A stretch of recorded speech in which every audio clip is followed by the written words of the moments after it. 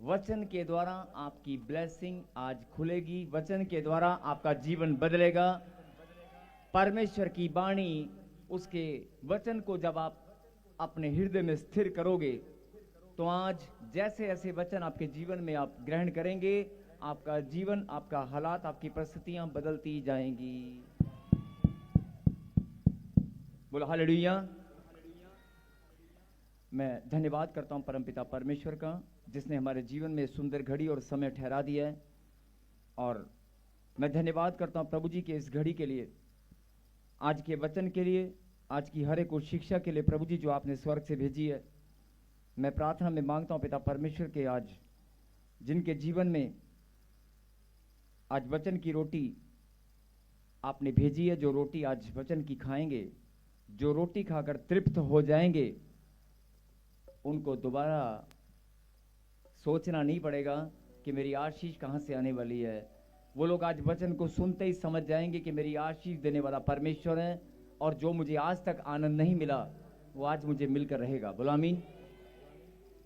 जिनको बहुत सारे लोग भूखे और प्यासे होते हैं वचन के, नहीं, बहुत सारे लोग भूख और प्यास लगती है रोटी की, लेकिन जो वचन की रोटी है, प्रभु ने कहा कि जीवन की रोटी, जीवन का जल मैं हूं, जो मेरे पीछे होगा वो अंधकार में नहीं रहेगा। बोलो हालेलुया। आज के वचन के लिए हम जोरदार ताली बजाएं।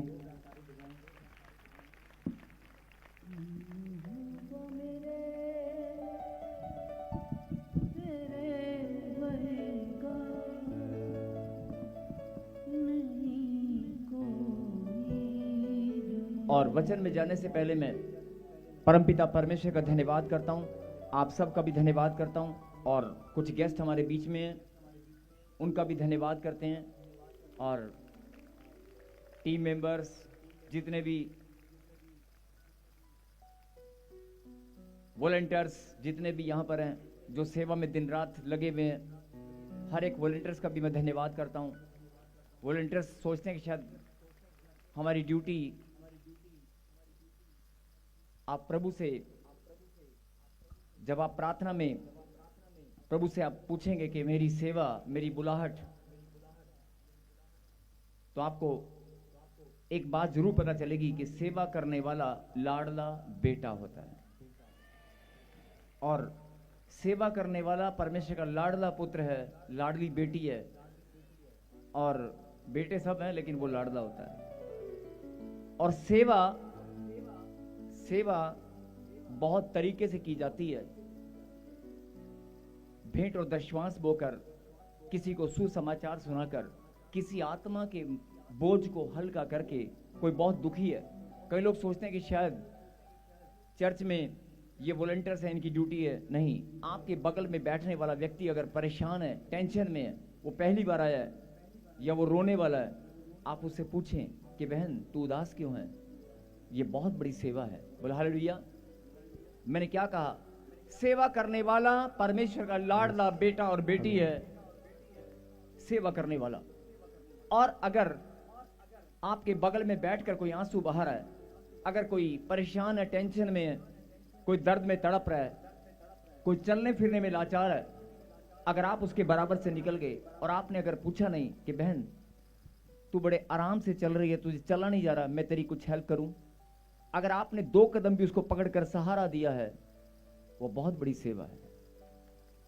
अगर आपने किसी के हृदय के बोझ को उठाकर हल्का कर दिया है, किसी की दुख की बात को अगर आपने सुन लिया है, कोई बहुत ज्यादा दुखी है, चाहे वो प्रभु को नहीं भी जानता है, चाहे वो जानता है या नहीं जानता है, और बहुत ज्यादा टूटा हुआ है, बहुत निराशा में, बहुत ज्यादा दुखी है, परेशान है, अगर आपने उसको पूछा कि बहन तू उदास क्यों है, तू उदास क्यों है, उसने अपने मन की बात अगर आपके साथ शेयर की, अपने मन के बोझ को अगर उसने हल्का किया, तो ये बहुत बड़ी सेवा है। और मैंने क्या कहा कि आपको लग रहा होगा कि सेवा करने वाला लाडला बेटा, ये वॉलंटियर्स जो हैं यही लाडले बेटे हैं। नहीं, आप भी लाडले बेटे हैं। आप भी बहुतों का बोझ उठाते हैं। किसी के मन की बात को सुनकर आप जब किसी की बोझ को हल्का होने देते हैं, ये बहुत बड़ी सेवा है। और परमेश्वर ने वायदा किया कि मेरी दृष्टि निरंतर मनुष्य पर लगी रहती है। बोलो हालेलुया। वो क्यों लगी रहती है, उसने क्यों बोला कि मेरी दृष्टि मनुष्य पर लगी रहती है, मेरी आंखें उसे निहारती हैं, कि जब तू दुख में था मैंने तेरा दुख सुनने के लिए किसी को भेजा था, जब तू परेशान था मैंने किसी व्यक्ति को तेरे पास भेजा ताकि तू उसे सुना सके। लेकिन अगर कोई तेरे सामने अगर दुखी व्यक्ति है, बीमार व्यक्ति है, तूने अगर उसकी बात को नहीं सुना, तूने उसे सहारा नहीं दिया, मेरी दृष्टि निरंतर मनुष्य पर लगी रहती है। बोलो हालेलुया। कहने का मतलब है कि हमारे जीवन में डेली दिनचर्या में डेली हमारी हैबिट्स हैं, डेली हमारी बहुत सारी आदतें हैं। हमें सुबह उठकर खाना, चाय पीना और सबसे पहले व्हाट्सएप या कोई भी चीज़ मोबाइल के अंदर देखना, आराधना करना या फोन घुमाना, हेलो मैं उठ गया हूं। लेकिन आपने अगर आपको मालूम है कि आपके पड़ोसी कोई बीमार है, आपके पड़ोस में कोई या आपके परिवार के अंदर ही आपके डैडी, आपके मम्मी का हृदय दुखित है, परेशान है, अगर आपने नहीं पूछा डैडी आप क्यों परेशान है मैंने कहा ना कि अगर आप पूछ रहे हैं, अगर आप किसी को पूछ भी लेते हैं तो बहुत बड़ी सेवा है। बोल हालेलुया। और परमेश्वर ऐसे बच्चों को क्या कहा प्रभु ने, मेरी सेवा करने वाला लाडला बेटा है। बोल हालेलुया। सेवा करने वाला ये नहीं कि चर्च में आकर सेवा किया, चर्च में आकर सेवा किया बाकी दिन कुछ नहीं किया। आप ऑफिस में भी जाते हैं, सड़क पर भी घूमते हैं, कहीं भी कोई भी दुखी व्यक्ति मिल सकता है, कोई भी सुसमाचार सुनाने के लिए आपको परमेश्वर आत्मा प्रेरित करते हैं, आप सुनाएं, आप सुनाएं। अगर कोई आपके हृदय में कई बार बोझ होता है, आपके हृदय में बोझ होता है, एक बहुत बड़ी बात मैं बता रहा हूं, आपके इर्द गिर्द बहुत सारे लोग होते हैं और आप जब किसी को परेशान देखते हैं, आपके मन में बहुत बार आता है यार ये दुखी है, मैं इसको सुसमाचार सुनाऊं, मैं इसको प्रभु के बारे में, प्रॉफेट बिंदर सिंह मिस्त्री के बारे में, चर्च के बारे में बताऊं, आपका मन करता है। लेकिन होता क्या है, आप सोचते हैं 2 कदम आगे जाते हैं लेकिन 4 कदम पीछे आ जाते हैं। नहीं नहीं नहीं नहीं, इसको मैं नहीं सुना सकता, नहीं नहीं नहीं नहीं, इसके साथ कोई आकर खड़ा हो गया है, आप जजमेंट कर लेते हैं कि नहीं नहीं नहीं नहीं, ये बुरा मान जाएगा, ये बुरा मान जाएगी, कोई बात नहीं, वो हालात वो टाइम अच्छा नहीं है, कोई बात नहीं, आप उसका नंबर ले सकते हैं, आप उसका उसी टाइम नंबर ले सकते हैं, बाद में आप उसको सुना सकते हैं। मेरे कहने का मतलब है कि आपने अगर मौका छोड़ दिया तो हो सकता है वो आत्मा परमेश्वर से बचाना चाहते हैं। तो ये आत्माओं को सुसमाचार सुनाकर आत्माओं को बचाने का जो एक जिम्मा परमेश्वर ने आपको दिया है, ये बहुत बड़ी सेवा है। बोलो हालेलुया। और जब आप किसी के बोझ को उठाते हैं, जब किसी को सुसमाचार सुनाते हैं, जब आप फैसला करते हैं कि नहीं मैं किसी की जरूर भलाई करूंगा, तो आज मैं आपको एक वचन से बताऊंगा। बाइबल के अंदर बहुत ही सुंदर एक वचन लिखा है, अगर आप भलाई करना जानते हैं, अगर आप भलाई करना जानते हैं और नहीं करते तो आप पाप करते हैं। बोला हालेलुया। मैं ये नहीं बोल रहा हूं कि आपकी जेब में 5,000 रुपए पड़े और सामने वाला बोल रहा है कि मुझे 2,000 रुपए दे दे, और आपको वचन याद आता है कि प्रभु के वचन में लिखा है भलाई करना जानते हैं। तो मैं ये नहीं बोल रहा हूं कि आप पैसे निकाल कर दे दो उसको या जरूरत में काम आए, नहीं। अगर आप भलाई करना, किसी का भला करना जानते हैं और आप मना कर देते हैं या बहाना बनाते हैं तो ये एक पाप है। अगर कोशिश करें, आप प्रभु के लाडले बेटे और बेटी हैं, ये आपको याद होना चाहिए, हर टाइम आपके जहन में होना चाहिए कि मैं प्रभु की लाडली बेटी हूं, मुझे प्रभु ने सेवा के लिए चुना है। और जब आप वचन सुनते हैं, ये भी एक सेवा है। बोला हालेलुया। आप पल पल हर समय आप सेवा में योगदान दे सकते हैं, किसी भी प्रकार से सेवा हो सकती है। बहुत सारे लोग सोचते हैं कि शायद सेवा वही है कि वो गले में वॉलंटियर का कार्ड डाल लिया, कुर्सियां लगा दी, या हमने चर्च में आकर कोई काम कर लिया तो एक सेवा है। नहीं, ये बहुत बड़ी सेवा है जब आप किसी का बोझ उठाते हैं, किसी को सुसमाचार सुनाते हैं और किसी की हेल्प करते हैं, ये बहुत बड़ी सेवा है। ताली बजाकर धन्यवाद करें एक एक सेवादारों के लिए, एक एक उस जन के लिए जो सेवा में अपने कदमों को निकालते हैं। और एक छोटा सा कोर्स हम गाएंगे मिलकर, एक मन होकर, वचन से पहले। यहोवा मेरे तेरे आपकी तालियां, नहीं कोई जमाने आपका हृदय, यहोवा आपकी तालियां, आपका हृदय एक मन होने का मतलब होता है कि आपकी समर्पित भावनाएं, आपके विचार, आपका हृदय पूरी कलीसिया में एक मन होना चाहिए। अगर आपका एक मन है तो आज आसमान के झरोखे खुल जाएंगे, आपकी ब्लेसिंग आप लेकर जाएंगे। आमीन। परमेश्वर को ये भाता है। प्रभु के वचन में लिखा कर तुम्हारा एक मन होकर इकट्ठा होकर मेरी महिमा करना, ये मुझे भाता है। बोला हालेलुया। प्लीज छोटा सा कोर्स हम गाएंगे। यहोवा मेरे तेरे वर्गा नहीं कोई जमाने दे, यहोवा मेरे तेरे वर्गा नहीं कोई जमाने दे, तेरे ही रहम दे सदका असी जूं दे ते वस देगा, असी जूं दे ते वस दे हां, असी जूं दे ते वस दे हां, यहोवा मेरे तेरे वर्गा नहीं कोई जमाने दे, यहोवा मेरे तेरे वर्गा नहीं कोई।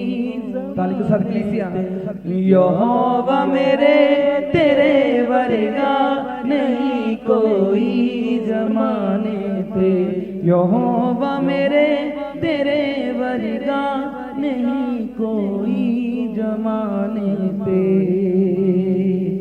उन्हां दा बल बड़ा ऊंचा है जिन्हां दे बल है यहोवा, उन्हां दा बल बड़ा ऊंचा है जिन्हां दे बल है यहोवा, औण तूफान हजारा पावे ओ कदी ना हिलदे, औण तूफान हजारा पावे ओ कदी ना हिलदे, उन्हां दा बल बड़ा ऊंचा है जिन्हां दे बल है यहोवा, उन्हां दा बल बड़ा ऊंचा है जिन्हां दे बल है। सबके हालेलुया। अगला समय प्रभु के कलाम से निकालें, प्रभु के वचन से भजन संहिता, भजन संहिता चैप्टर 92 एंड वर्स 12 एंड 13 हम पढ़ेंगे। लेकिन वचन 12 और 13 को हम पढ़ने से पहले मैं आपका ध्यान इस बात पर केंद्रित करना चाहता हूं, और बड़े ध्यान से मेरी बात को सुनना, कि अगर आपको बहुत सारे लोग अगर बोलते हैं कि तू चर्च में जाती है, इतनी रात इतने लेट आवर्स में आप जाते हैं और आते हैं, आपको बहुत सारे लोग बोलते होंगे कि आप चर्च में इतने लंबे समय से जा रहे हैं, आपका काम क्यों नहीं बन रहा है, या आपके घर वाले, आपके परिवार के मेंबर्स, आप ही के हस्बैंड, आप ही के भाई बहन, माता पिता आपको टोकते होंगे, बोलते होंगे। हो सकता है बहुत सारे विचारों का, क्वेश्चन का आपने सामना किया होगा। जिन्होंने किया वो बोल रहे हैं हालेलुया, हालेलुया। बहुत सारे लोग, आपको गांव के लोग, आपके पड़ोसी लोग बोलते होंगे कि यार तुम बड़ी गाड़ियां लेकर इतना लंबा सफर करके वहां तक जाते हो। बड़े ध्यान से सुनना, जो लोग आपको सवाल करते हैं, जो लोग आप पर उंगलियां उठाते हैं, जिन लोगों ने आपके क्वेश्चन पे क्वेश्चन, क्वेश्चन पे क्वेश्चन करके आपके दिमाग को हो सकता है कई बार गुस्सा दिलाया हो सकता है आपको क्वेश्चन पे क्वेश्चन करके, सवाल पे सवाल करके आपको परेशान किया हो। मैं आपका ध्यान सिर्फ इस बात पर केंद्रित करना चाहता हूं कि आपके मन में, आपके हृदय में अगर यह सवाल है कि मैं बहुत लंबे समय से प्रॉफिट बजिंदर सिंह मिनिस्ट्री में जा रही हूं, मैं बहुत लंबे समय से चर्च में जा रहा हूं, लेकिन मेरी ब्लेसिंग, बहुत सारे लोग उंगलियां उठाते हैं, बहुत सारे लोग बोलते हैं कि यार मैं इतनी दूर क्या है, इतनी दूर क्यों जाते हो, वहां पर क्यों जाते हो, ऐसे बहुत सारे लोग आपको बोलते होंगे और आप सामना भी करते होंगे। लेकिन मैं आपका ध्यान सिर्फ इसी बात पर केंद्रित करना चाहता हूं कि अगर बोलते हैं और आप सुनते हैं, लेकिन फिर भी आपका आत्मा, आपका मन, आपका हृदय कोई रोक पाया?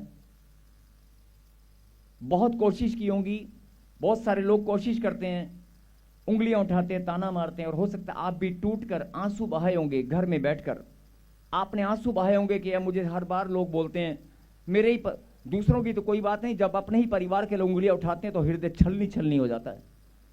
दूसरों को इंसान समझ लेता है, दूसरों को जवाब दे सकता है, लेकिन जब अपने ही परिवार के लोग उंगलियां उठाते हैं कलेजा फटकर बाहर आ जाता है। जब अपने ही परिवार के लोग अपने बच्चों को नहीं समझते हैं, जब अपने ही परिवार के लोग दूसरों पर विश्वास करते हैं, अपने ही हो सकता है माता पिता और हो सकता है भाई और बहन हो सकता है आपका सगा भाई हो, जब वो आप पर विश्वास ना करें, जब आपके माता पिता पर विश्वास ना करें, तो आपकी हालत क्या होने वाली है? अगर आप सच्चे हैं तो आप बेहतर जानते होंगे। बहुत सारे लोग नकली का नाटक करते हैं, आंसू बहाते हैं, लेकिन अगर आपके परिवार के लोग आप पर विश्वास नहीं करते और आपको ताना मारते हैं कि तू वहां पर लेने क्या जाती है, तुम वहां सेवा करने क्या जाते हो, मैं नहीं, मुझसे ज्यादा आप बेहतर जानते हैं कि आपके दिल की हालत क्या होती होगी, आप कैसे सामना करते हैं। लेकिन एक बार नहीं, दो बार नहीं, तीन बार नहीं, चार बार नहीं, पांच बार नहीं, बार बार अगर आपको कोई बार बार आकर बोले तो आपकी हालत क्या होने वाली आप खुद जानते हैं। मेरा मतलब सिर्फ यही है कि अगर आप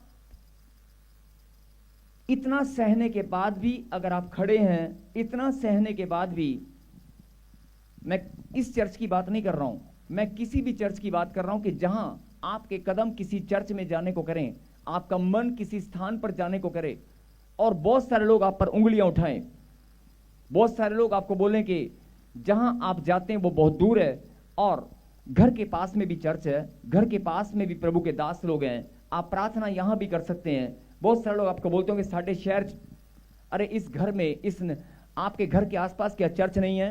हिंदुस्तान के कोने कोने से लोग यहां पर आते हैं, क्या हिंदुस्तान के कोने कोने में अलग अलग शहरों में चर्च और पास्टर नहीं है?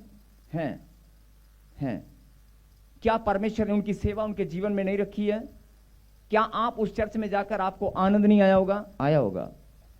जहां प्रभु की महिमा होती है वहां आनंद जरूर आता है, लेकिन फिर भी आपके कदम इसी चर्च में या किसी भी स्पेशल चर्च में जहां आपको आत्मिक आनंद मिले, शब्द पर ध्यान देना, मैंने क्या कहा, जहां आपको आत्मा में आनंद आए, उस चर्च में आपके कदम अपने आप चलकर आते हैं। बहुत आप कोशिश करते हैं कि नहीं रात का समय, लेट हो जाएंगे, ये हो जाएगा, दूर है, ये है, बहुत सारे लोग ताने भी मारते हैं, बहुत सारे लोग बोलते भी होंगे, लेकिन फिर भी आपके कदम अपने आप चलते हैं, अपने आप। वो अपने आप नहीं चलते हैं, वो परमेश्वर की महान योजना है। It's a master plan of God. ये परमेश्वर की महान योजना है कि आप परमेश्वर के द्वारा बुलाए गए हैं, आप परमेश्वर के द्वारा चुने गए हैं। और जिन लोगों के पास एक सवाल और है, इस सवाल पर भी जरा ध्यान देना, 10 साल हो गए, 15 साल हो गए, मुझे बच्चे की आशीष नहीं मिला, मैंने जीवन भर कमाई करके पैसा मैंने इकट्ठा किया, लेकिन एक ही पल में मेरा पैसा उजड़ गया, बर्बाद हो गया, किसी बच्चे के कारण या गलत डिसीजन के कारण या किसी व्यापार में, किसी बिजनेस में इन्वेस्टमेंट के कारण मेरा पैसा खराब हो गया। हालात और परिस्थिति कैसे भी हो, आपको जब ठेस पहुंचती है, आपका मेहनत फ्लॉप हो जाती है, आपका जमा पूंजी खराब हो जाती है, जब आपके जीवन में ऐसे हालात आए कि सब कुछ आपको लगता है फिनिश, खत्म हो गया, आपका रोना निकलता होगा। लेकिन अगर आप परमेश्वर की गहरी बात को समझेंगे तो वो आपके लिए एक नई शुरुआत है। अगर आप परमेश्वर की गहरी बात को समझ जाएंगे तो वो एक नई शुरुआत है आपके आत्मिक जीवन की, आपकी बढ़ोतरी की, आपकी कामयाबी की, आपकी सफलता की। आपका हारना, आपका फ्लॉपनेस होना, ये एक शुरुआत है। आपका हार जाना, अगर आपको लगता है कि मैं हार गई हूं, आपको लगता है कि मैं थक गई हूं, आपको लगता है कि मैं शायद मेरे पास कोई रास्ता नहीं बचा, अगर आपकी हालत ऐसी है तो आप धन्य हैं। हालेलुया। अगर आपकी हालत ऐसी हो चुकी है, वक्त के थपेड़े आपको पढ़ कर आप अपने आप को ऐसा हो गए, बस कुछ नहीं बचा मेरे पास, बाबू मैं बस ऐसे नहीं। जब ऐसी हालत हो जाए, अगर ऐसी हालत हो चुकी है, तो वचन के अंदर एक बड़ी सुंदर बात लिखी है कि धन्य है आप जो निर्बल हैं, धन्य आप जो निर्बल हैं, क्योंकि मेरी सामर्थ तुम्हारी निर्बलता में सिद्ध होती है। आमीन। आपको लग रहा होगा कि मैं कमजोर हूं, आपको लग रहा होगा कि मेरी नाम धराई होती है, आपको लग रहा होगा लोग उंगलियां उठाते हैं, आपको लग रहा होगा कि मेरे पास कोई जवाब नहीं, आपको लग रहा होगा कि डॉक्टर की रिपोर्ट, मेरे हालात, मेरी परिस्थितियां, मेरे परिवार का कलेश, लड़ाई झगड़ा, कर्जा, बीमारी, टेंशन, ये वो,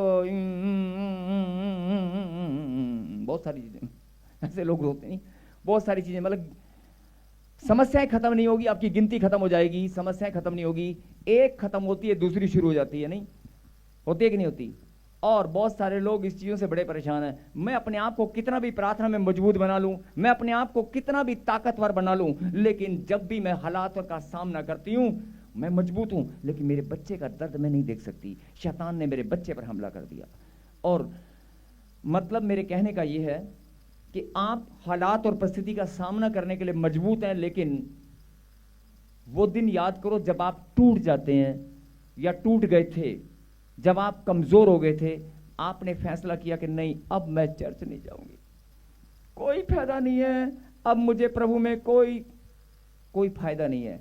ये शब्द हर एक की जुबान पर या दिमाग में आता है, लगता है। और बहुत सारे लोग आपको बोलते हैं कोई फायदा हुआ, फायदा बोलते हैं, फायदा। जैसे प्रॉफिट एंड लॉस कंपनी के अंदर इन्वेस्टमेंट किया है, जैसे कि आपने, लेकिन फायदा जरूर होगा, क्योंकि परमेश्वर ने अगर आपको चुना है तो प्रभु के वचन में लिखा है तुम्हारी मेहनत व्यर्थ नहीं होगी, तुम्हारा परिश्रम व्यर्थ नहीं होगा। अगर यहां पर बैठकर तुमने एक पसीने की बूंद भी बहाई है, अगर मेरे लिए हालेलुया का एक नारा भी लगाया है, हालेलुया, अगर मेरी महिमा के लिए एक ताली भी बजाई है ना, अगर दिल खोलकर मेरी आराधना और प्रस्तुति भी की है ना, तो मेरे वचन में मैंने वायदा किया है मसीह में किया गया परिश्रम व्यर्थ नहीं है। और अगर तू टूटा हुआ महसूस कर रही है अपने आप को, कई लोग बोलते हैं मैं टूट गया हूं, मेरे पास कोई चारा नहीं है, तो मैं आपको बताना चाहता हूं वचन की सुंदर बात। जब आप टूट जाते हैं, कमजोर हो जाते हैं, आप निर्बल हो जाते हैं, आपके पास कोई चारा नहीं है, तो परमेश्वर ने बड़ी सुंदर बात मैंने अभी पहले भी बताई, मेरी सामर्थ, मेरी, फिर से कहें, मेरी सामर्थ तुम्हारी निर्बलता में सिद्ध होती है। बोलो आमीन। आमीन। अब इसका क्या मतलब है? अगर आप कमजोर नहीं है, आप हट्टे कट्टे पहलवान है, नहीं, आप मतलब धनी है, कहने का मतलब है, एक एग्जांपल से हम सुनेंगे, अगर आप धनी है, बहुत ज्यादा धन आपके पास है, आपको गरीबी क्या होती है आपको पता ही नहीं है, पैसे की किल्लत क्या होती है आपको नहीं मालूम है, बस में अगर बैठकर कहीं सफर करना है, आपके पास किराया ने किसी अगर मांगना पड़े, आप उस दर्द को नहीं जानते हैं, उस शर्म को आप महसूस नहीं कर सकते कि जब मुझे किराए के लिए किसी को हाथ फैलाना पड़े कि यार उधारे दे दे, नहीं, जब तक आप कमजोर नहीं होंगे आपको दर्द पीड़ा का एहसास नहीं होगा। बवासीर का दर्द वही समझ सकता है जिसको बवासीर होती है, जिसको बवासीर का पेन होता है, या जिसको कोई भी बीमारी के कारण दर्द पीड़ा होती है, घुटनों में दर्द, सर्वाइकल का पेन, कोई भी, केवल वही दर्द को एहसास कर सकता है जो उसको सफर कर रहा है, जो उसको महसूस कर रहा है। ये आप सब जानते हैं। बोलो हालेलुया। अगर आप दर्द पीड़ा से गुजरेंगे तो ही तो दर्द का एहसास होगा ना, होगा कि नहीं? अब अगर आपको पेन हो रहा है बहुत ज्यादा और आप एक गोली ढूंढते हैं डॉक्टर किसे, या घर में पड़ी हुई कॉम्बीफ्लेम, डिस्प्रिन या निमोसलाइड, कोई भी आप एक गोली आप ढूंढ लेते हैं कि यार दर्द की गोली मिल गई, खा ले, आपने खा ली, 5-10 मिनट बाद दर्द चला गया, आपने कहा हाय दवाई ने काम कर दिया, नहीं, ऐसे बोलते हैं ना। यही बात परमेश्वर आपको समझाना चाहते हैं कि अगर आपको दर्द नहीं है, आप गोली खाएंगे, आपको असर होगा? अगर आप गोली खाएंगे और आपको कोई दर्द नहीं है, आपको पता चलेगा कि दर्द गया कि नहीं गई? जब तक आप कमजोर या निर्बल नहीं होंगे, टूटेंगे नहीं, परमेश्वर की सामर्थ को आप महसूस नहीं कर सकते।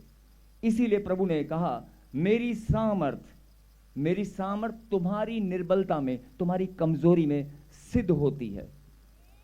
जब तुम कमजोर हो जाओगे, टूट जाओगे, तो मेरा वायदा कि मैं अपनी सामर्थ तुम्हें दूंगा और तुम हर एक परिस्थिति का सामना करने वाले बनोगे। आमीन। जिनको लग रहा है कि हाँ प्रभु की सामर्थ मेरे पास है, वो ताली बजाकर धन्यवाद कर रहे हैं। मेरी सामर्थ तुम्हारी निर्बलता में सिद्ध होती है। इसलिए अपनी निर्बलता को आप कई लोग कोसते हैं, अपनी निर्बलता को, अपने हालात को कोसने लग जाते हैं कि मैं नहीं, कोसना नहीं है, आपको कहना कि मैं धन्य हूं, मेरे पास परमेश्वर का कलाम है। बोल हालेलुया। और अगर आप निर्बल हैं तो आप चुने गए हैं, प्रभु की सामर्थ आपके अंदर सिद्ध होगी, आपकी जिंदगी बदलेगी, हालात बदलेंगे और आप प्रभु की महिमा करने के लिए गवाहियों की लाइन में खड़े होने वाले हैं। जो खड़े होने वाले हैं वो ताली बजाकर धन्यवाद कर रहे हैं। और हाथ उठाकर, दोनों हाथ उठाकर धन्यवाद करें सब लोग, दोनों हाथ उठाकर ऊंची आवाज से कहें, परमेश्वर मैं हर एक हालात के लिए, हर एक परिस्थिति के लिए, अपनी निर्बलता के लिए मैं धन्यवाद करता हूं। मैं विश्वास करता हूं आपकी सामर्थ मेरी निर्बलता में सिद्ध हो चुकी है। मैं जीत चुका हूं। धन्यवाद करें तालियों के साथ। सबको जय मसीह की। मैं जतिन बब्बर और आप देख रहे हैं मसीह परिवार चैनल। जैसे कि आप सब जानते हैं कि मैं इस चैनल पे प्रभु के अलग अलग दासों की वीडियोस डालता हूं, तो अगर आपको हमारा चैनल अच्छा लगता है तो आप इस चैनल को ज़्यादा से ज़्यादा सब्सक्राइब जरूर करें, ताकि आप प्रभु के वचन को सुन सके। वीडियोस को ज़्यादा से ज़्यादा शेयर करें, ताकि जिन लोगों तक वचन नहीं पहुंचा उन तक भी वचन पहुंच सके। सबको जय मसीह की। एक बार मैं आपसे दोबारा कहूँगा कि इस चैनल को सब्सक्राइब जरूर करें और वीडियोस को ज़्यादा से ज़्यादा शेयर करें। जय मसीह की।